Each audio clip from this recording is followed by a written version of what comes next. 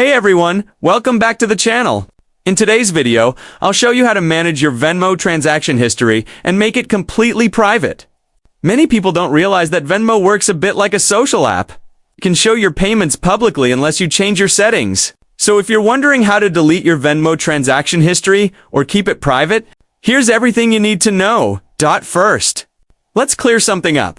Venmo doesn't actually allow users to delete their transaction history.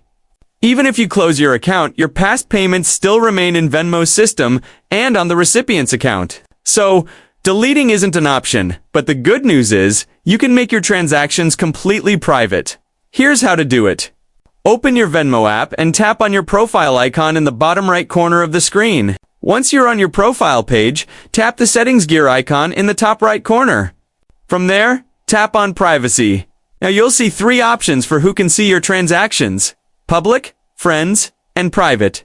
To make your payments completely private, tap the bubble next to Private.